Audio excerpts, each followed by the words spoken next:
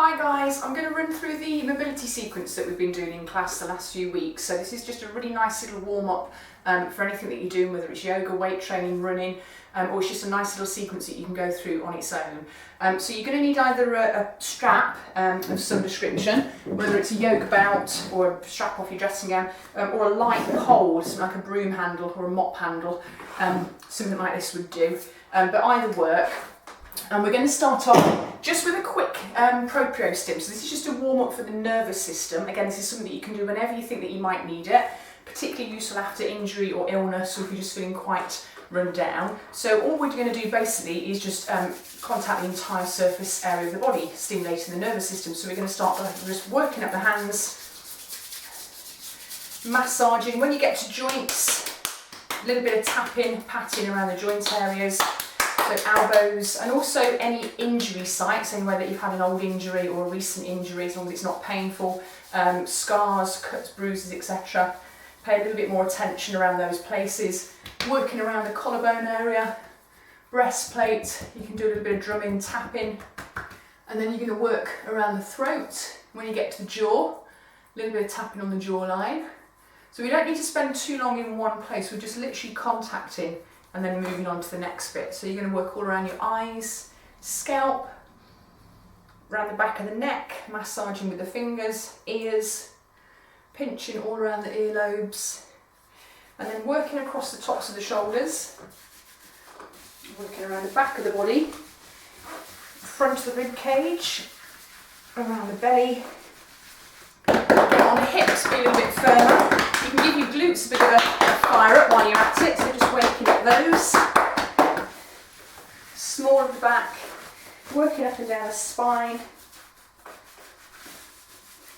Shoulder blades again. And then just coming down the front, so thighs, front, back, inner and outer thigh. Work around the knees. Lower legs, shins, calves, ankles. When you get to the feet, then we've got loads of little mechanoreceptors in the soles of the feet, so it's really important that we stimulate that. So you're going to use your hands massaging tops and bottoms of your feet, even in between the toes and around the toenails, arches of the feet and back up through the heels, doing both sides. And it doesn't matter what order you do this in, you know, if you want to work from bottom to top, or from top to bottom, you can even do it when you're in the shower in the morning. Just be mindful while you're doing it, be aware of what you're doing. So we're just trying to get the brain to connect with every surface of the body, with all the nerve receptors. Okay, so once we've done that, we're going to start off just with simple flexion extension. I'm going to start off with the strap. So we're going to hold the strap roughly shoulder width. Doesn't have to be perfect. And you're going to hold it so you've got some tension there. If you're using a pole, obviously that's going to have its own tension. We're going to start with our arms reaching out. So we've got the distance is roughly shoulder width where our hands are. And we're going to take the arms and reach straight up. I'll show you from a couple of different angles, but we're going to start just with flexion and extension. So a nice shoulder width base. Inhale, lift the chest up. As you exhale, we're going to tip forwards. Coming down as far as you can. Take your time, go at your own pace. And then we lift the head, we slowly sit back into a deep squat as far as you can comfortably go. So don't force it, remember we're just getting warmed up. Go as far as your body will allow. Then we're going to draw the arms up. As you come up to standing, squeeze your glute muscles, push down through the heels and come up slow into a gentle back bend.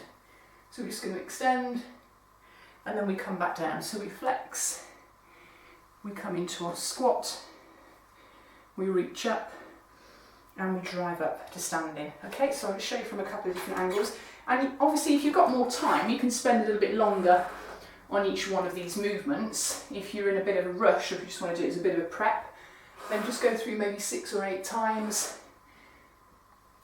So we sit deep, we lift, and we drive up.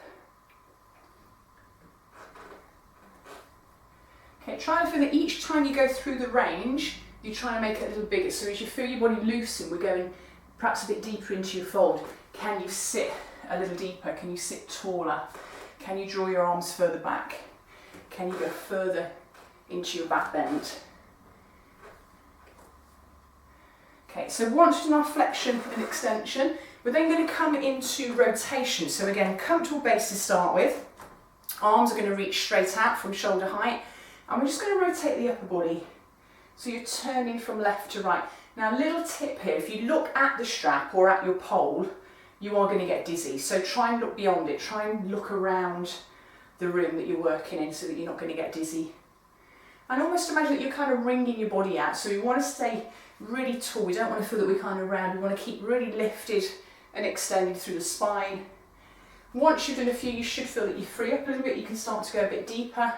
So we're now going to include hips, rolling from side to side until eventually we're rolling onto the ball of the foot. And again, you can really go for this. You know, take it as far as you comfortably can from one side to the other. Just be careful that you don't get dizzy. So as I said, look around where you're moving.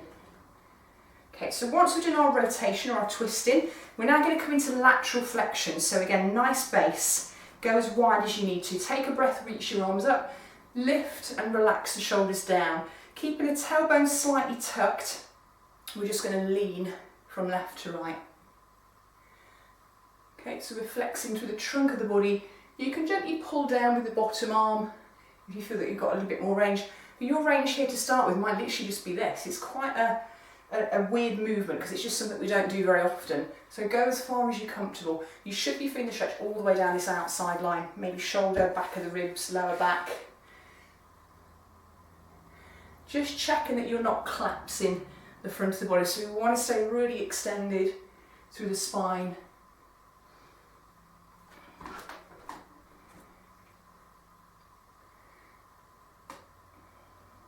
And also just check that you're not lightening the load out of the feet. We don't want to feel that as we lean across, one leg comes up. We want to keep the feet planted down. So we're kind of pushing in two directions. The upper body is reaching across, the lower body is pushing down into the floor. So we're getting maximum extension and stretch. Okay, so that's our three major movements. We're now going to come on to a little bit of shoulder mobility. So we're going to take the strap or the pole and we're going to hold it wide. Okay, elbows are soft here. We're not locking them out. We're keeping a little softness there. Let your shoulders relax down. And all we're going to do is try and take the strap or the pole up and over and let it drop towards the tailbone. But as we do it, we're trying to keep our arms straight and we're trying to keep them level. So what you might find happens, especially if you've got the pole or the strap too narrow to begin with, you might find that your shoulders are kind of doing this thing. So we want to get it to a point which you might have to go fairly wide, where you can create the movement evenly. So it's a nice big movement and you're just going to work through that maybe 5 or 6 times. If that feels okay, then you can start to shorten. If you're using a strap, just loop it around your finger once, go again, loop it around until you get to the point where it's easy. You can still create the movement nice and evenly, but it's just getting a little bit tricky as you come over. You can just feel it starting to stick a little bit. Okay, and we're just going to go through that once you've reached your narrowest point, if you like. Do maybe another 5 or 6. Visualising that you're squeezing your shoulder blades down the back as you draw your arms behind you. You're pressing the arms forwards as you draw your arms in front. So just to demonstrate quickly how you use a strap, a pole here. So again, we're holding it wide, so we go up and over. Okay, from one position to the other, and you just would creep your hands a little closer together. Okay, so that's one shoulder mobility movement. It's quite nice to do. Another one is to alternate. So we're going to start off with the strap in one hand. You can again use the pole. We're going to have the hand alongside the hip. The opposite strap, we're stretching the arm away from us. And we take the strap around the back of the head and bring it forwards. So we go around the back and we come forwards. Trying to feel that I'm keeping my body in good upright posture. Again, if it's easy, you would just shorten the strap, add a little bit more tension. And then when you've done a few, we change sides. So one hand is fixed onto the hip, the other hand starts in front, we come around and behind, and then we come forwards.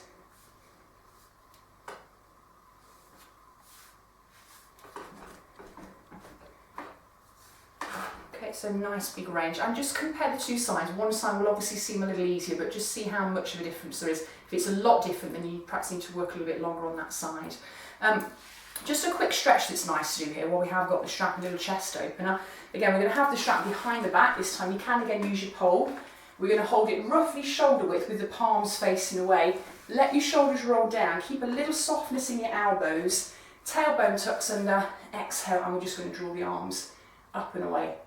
So we're opening to the front of the chest, but we don't want the shoulders to tip forwards. We're trying to feel that we're lifting the chest, we're relaxing our arms down and away, tail is tucked under, slight soft bend in the elbows, just finding your neutral neck position.